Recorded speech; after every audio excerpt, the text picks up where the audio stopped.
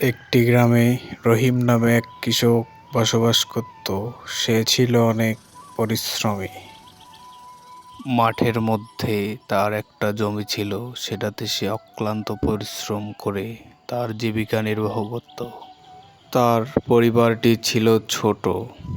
তার পরিবারে তার স্ত্রী এবং তার এক ছেলে ছিল। কৃষকের ছেলের নাম ছিল রাশেদ।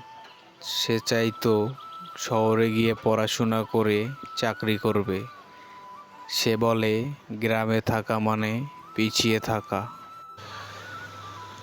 কি হে বাপু, তুমি রহিম কুঁড়োর ছেলে না? কোথায় যাওয়া হচ্ছে? জি কাকামশাই, আমি শহর থেকে বাড়িতে আসছি। কেমন আছেন আপনি? আর গ্রামের কি খবর? তোমাদের সকলের আশীর্বাদে ভালোই আছি বাপু।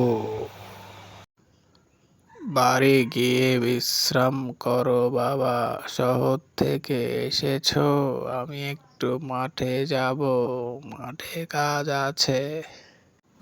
তারপর রাশেদ তার বাড়ির উদ্দেশ্যে হাঁটতে থাকে। ভালোই দিন কাটছিল কৃষকের, কিন্তু হঠাৎ সে মাঠে কাজ করতে গিয়ে অসুস্থ হয়ে পড়ে।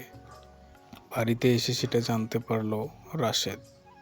তারপর সে তাদের জমিতে গিয়ে কাজ শুরু করে এবং সে ধীরে ধীরে বুঝতে পারে কৃষিকাজ কতটা গুরুত্বপূর্ণ। শেষ পর্যন্ত রাশেদ ঠিক করল চাকরির পাশাপাশি আধুনিক পদ্ধতিতে চাষ শেখাবে গ্রামে। গ্রামের যুবকরাও তার সঙ্গে যুক্ত হলো। ধীরে ধীরে গ্রামটায় প্রযুক্তির ছোঁয়া লাগলো। এই গল্প আমাদের শেখায়, গ্রামকে অবহেলা নয়, বরং ভালোবাসা ও উন্নয়নের মাধ্যম হিসেবে দেখা উচিত। পরিশ্রম, সম্মান ও শিকড়কে ভুলে যাওয়া কখনোই উচিত নয়। সেই সাথে ভিডিওটি যদি ভালো লেগে থাকে তাহলে ইডিট বাংলা চ্যানেলটি সাবস্ক্রাইবও করে রাখুন। সবার আগে ভিডিও পেতে অবশ্যই লাইক করতে ভুলবেন না।